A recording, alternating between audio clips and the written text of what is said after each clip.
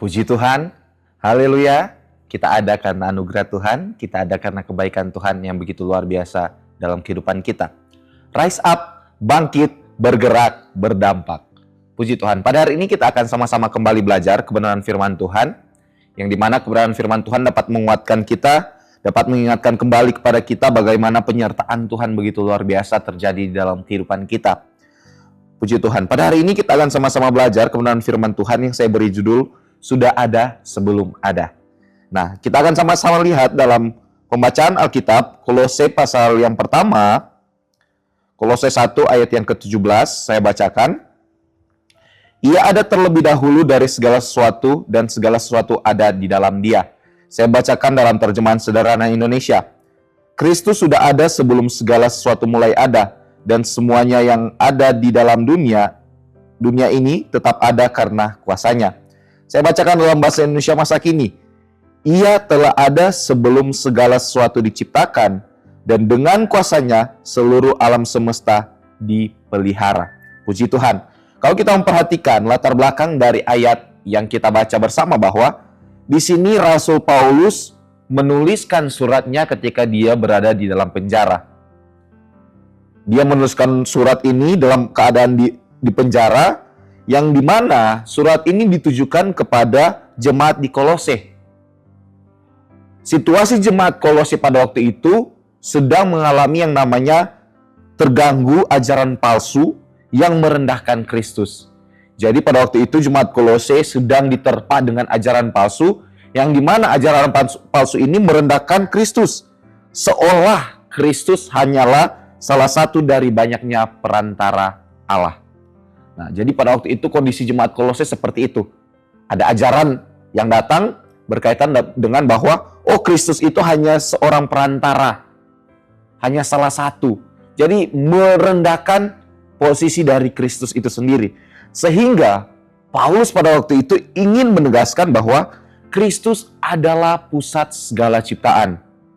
Kristuslah penopang segala sesuatu, dan Kristus bukan rencana cadangan, tetapi sumber segala sesuatu. Dengan apa? Dengan Paulus menekankan bahwa Kristus sudah ada sebelum dunia dijadikan. Kristus sudah ada sebelum kita semua ada. Sehingga Paulus menegaskan bahwa Kristus adalah sangat-sangat spesial, sangat-sangat luar biasa dalam kehidupan jemaat pada waktu itu.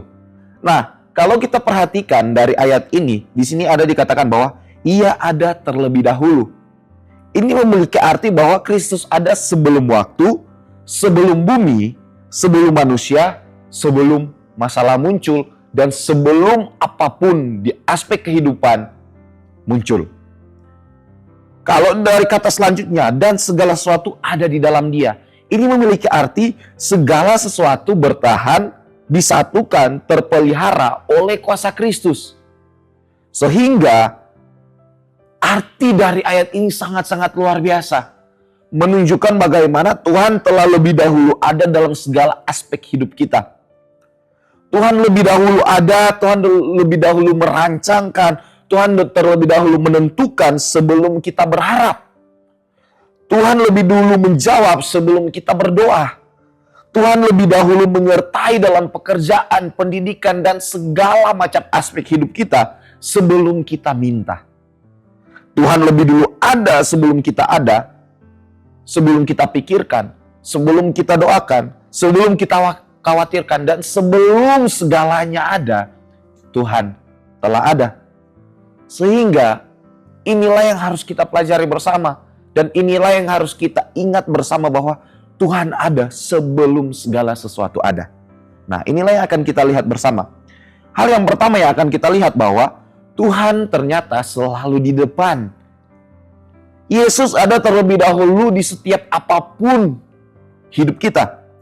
Dalam segala aspek yang terjadi dalam kehidupan kita, Yesus ada terlebih dahulu. Dia sudah ada di depan kita. Yesus tahu lebih dahulu sebelum semuanya terjadi. Yesus ada jauh sebelum kita ada.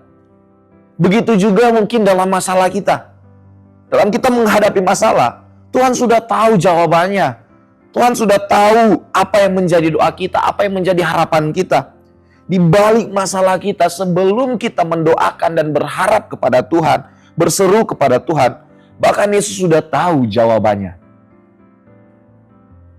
Begitupun dengan harapan-harapan kita, dalam pekerjaan kita, dalam pendidikan kita. Sebelum kita berdoa sama Tuhan, sebelum kita meminta sama Tuhan, Tuhan telah menentukan jauh di depan kita apa yang menjadi rancangannya yang terindah. Dalam Yesaya 65 ayat 24, sebelum mereka memanggil aku telah menjawab. Sebelum kita memanggil Tuhan, Tuhan telah menjawab. Bahkan di dalam Mazmur 139 ayat 16, dalam bahasa Indonesia masa kini. Kalau kita perhatikan, ini sangat indah kata-katanya. Ayat ini sangat indah. Engkau melihat aku waktu aku masih dalam kandungan. Bahkan kita masih dalam kandungan pun Tuhan sudah tahu apa yang akan terjadi ke depannya. Apa yang menjadi harapan kita, apa yang menjadi doa kita, apa yang menjadi cita-cita kita dalam pekerjaan kita. Oh Tuhan, nantinya saya bekerja seperti apa, pendidikan saya nanti seperti apa dan bagaimana. Tuhan sudah tahu dari kita masih kandungan. Selanjutnya dikatakan bahwa semuanya tercatat di dalam bukumu, di dalam buku Tuhan. Jadi semua sudah detail dicatat oleh Tuhan. Bagaimana nantinya akan terjadi. Hari-harinya sudah ditentukan sebelum satu pun dimulai. Apa yang akan terjadi dalam hidup kita sudah ditentukan Tuhan. Sebelum satu pun mulai. Jadi begitu indah rancangan Tuhan. Dalam firman Tuhan juga berkata bahwa apa yang Tuhan rancang itu adalah indah. Rancangan damai sejahtera, bukan rancangan kecelakaan. Sehingga kenapa sampai Tuhan berbicara bahwa rancangannya adalah rancangan yang indah. Karena apa? Karena Tuhan sudah ada di depan lebih dahulu. Sudah ada di depan harapan kita, sudah ada di depan pekerjaan kita, sudah ada di depan pendidikan kita, sudah ada di depan masalah kita, sudah ada di depan keluarga kita, dan segala aspek hidup kita. Dia sudah ada di depan. Sehingga Tuhan sudah tahu apa yang akan terjadi. Contohnya Abraham. Abraham dalam kisahnya ketika dia menyerahkan anaknya, Tuhan minta untuk menyerahkan anaknya. Tuhan sudah rancang semuanya. Tuhan sudah persiapkan pengganti anaknya, domba yang akan menggantikan anaknya. Tuhan sudah persiapkan segala sesuatu. Abraham tinggal melaksanakan dan menjalankannya. Sebelum Abraham berdoa kepada Tuhan, Tuhan sudah jawab. Tuhan sudah tahu semuanya. Begitupun dalam hidup kita. Tuhan sudah tahu apa yang akan terjadi dalam hidup kita. Tinggal bagaimana kita datang, berdoa, percaya sama Tuhan, serahkan agar rencana Tuhan yang terjadi. Yang harus kita terapkan dalam poin ini, yang bisa kita pelajari apa? Latih hati kita untuk berkata, Tuhan sudah lebih dulu di depan. Tuhan sudah lebih dulu di depan harapanku. Tuhan sudah lebih dulu di depan masalahku. Tuhan sudah lebih dulu di depan segala sesuatu. Dan hadapi segala sesuatu dengan percaya dan berharap kepada Tuhan. Kemudian selanjutnya apa yang bisa kita pelajari? Tuhan sudah menyediakan. Karena Tuhan terlebih dahulu sudah ada sehingga Tuhan sudah menyediakan. Sering kita berpikir bahwa Tuhan baru menjawab doa kita. Tuhan belum menjawab doa kita. Padahal jawaban dari setiap doa-doa kita, setiap harapan kita sudah disediakan. Doa hanya membuka mata kita untuk melihat jawaban dari Tuhan. Doa hanya sebagai bentuk rasa kita percaya dan berserah kepada Tuhan. Bentuk bagaimana kita mengimani bahwa Tuhan bekerja dalam kehidupan kita. Namun sebelum kita menyampaikan semuanya kepada Tuhan, Tuhan sudah menyediakan. Matius 6 ayat 8 di sana dikatakan bahwa Bapamu tahu apa yang kamu perlukan sebelum kamu meminta kepadanya. Sebelum kamu meminta. Wah, luar biasa. Tuhan telah menyediakan segala sesuatu sebelum kita minta. Kalau kita bisa lihat bahwa beberapa jawaban Tuhan itu sudah ada dalam hidup kita sebenarnya. Dia bisa datang dalam bentuk orang yang Tuhan kirim. Dia bisa datang dalam bentuk pintu pelayanan. Dia bisa datang dalam bentuk ilmu atau skill yang Tuhan kasih dalam kehidupan kita. Dia bisa datang dalam bentuk kesempatan-kesempatan kecil yang ada. Tinggal bagaimana kita peka akan jawabannya Tuhan. Tinggal bagaimana kita peka akan penyediaan Tuhan yang luar biasa dalam kehidupan kita. Sehingga kita dalam kehidupan kita harus percaya. Tidak khawatir karena Tuhan telah menyediakan segala sesuatu dalam kehidupan kita. Sehingga apa yang harus kita aplikasikan dalam hidup kita? Tanyakan setiap hari, Tuhan, apa yang sudah Engkau sediakan dalam hidup ini? Tanyakan sama Tuhan, Tuhan apa yang sudah Tuhan rencanakan? Tuhan apa yang telah Engkau sediakan dalam hidupku? Dalam pekerjaanku, dalam keluargaku, pendidikanku, semuanya apa yang Engkau telah sediakan Tuhan. Kemudian yang terakhir yang bisa kita pelajari apa? Tuhan menopang kita. Di sini dikatakan bahwa segala sesuatu ada di dalam Dia. Ini memiliki arti yang luar biasa bahwa Tuhan bukan hanya memberi jawaban di akhir, untuk akhir hidup kita, Tuhan bukan hanya memberi jawaban atas hidup kita, namun ternyata Dia menopang dalam perjalanan dari awal sampai akhir. Mazmur 37 ayat 24. Apabila ia jatuh, tidaklah sampai tergeletak, sebab Tuhan menopang tangannya. Wah, sangat luar biasa janji firman Tuhan. Dia menopang kita. Bahkan Dia tidak membiarkan kita jatuh. Karena Dia menopang tangan kita. Sehingga dalam kehidupan kita, contoh kehidupan kita sehari-hari, pemulihan itu tidak langsung terjadi. Pulihan dari kecewa, pulih dari kecanduan, pulih dari luka keluarga, dan pulih dari berbagai macam hal. Tidak mungkin langsung instan terjadi. Tapi janji Tuhan, Tuhan menopang satu hari demi satu hari demi satu hari. Karena Tuhan sudah tahu rancangannya yang indah. Yang harus kita terapkan yaitu apa? Jalani proses dengan setia, tetap melekat pada Tuhan dengan kita berdoa, berharap sama Tuhan, baca firman Tuhan, bangun komunitas rohani yang sehat di dalam Tuhan.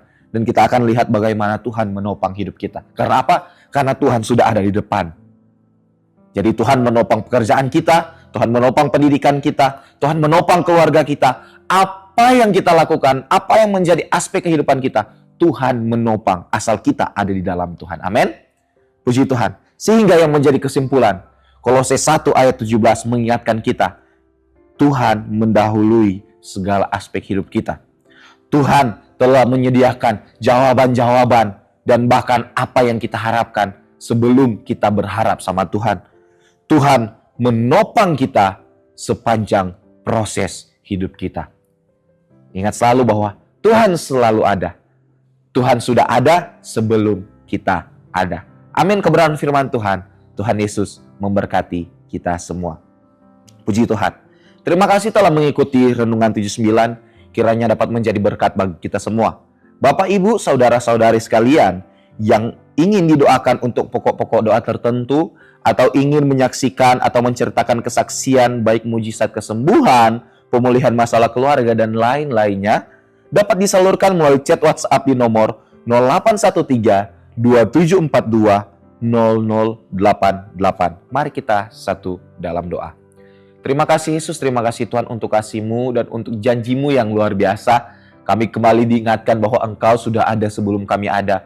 Engkau sudah ada sebelum kami berharap. Engkau sudah ada sebelum kami berdoa. Engkau sudah ada sebelum kami dirancang Tuhan. Bahkan Engkau telah merancang segala sesuatu indah sebelum kami ada di dunia ini Tuhan. Masih dalam kandungan ibu kami, Engkau telah merancangkan dengan indah, dengan detail dalam buku-Mu yang sangat indah untuk kami menjalani hari-hari kami Tuhan. Kami percaya Engkau sudah ada dalam pekerjaan kami Tuhan. Kami percaya Engkau sudah ada dalam pendidikan kami. Kami percaya Engkau sudah sudah ada sebelum masalah kami ada. Engkau sudah ada dalam segala aspek hidup kami Tuhan. Terima kasih Yesus, terima kasih Tuhan. Dan Engkau selalu menopang dalam kehidupan kami Tuhan. Ya Tuhan Allah, penuhilah hidup keluarga GPD El Shaddai Magelang dengan kebenaran, damai sejahtera, dan sukacita oleh Roh Kudus. Biar kami ada dalam Engkau dan Engkau ada dalam kami. Engkau selalu menuntun langkah kaki kami Tuhan. Kehendak-Mu yang jadi, rencana-Mu yang jadi Tuhan. Di dalam nama Tuhan Yesus Kristus, haleluya, puji Tuhan. Amin.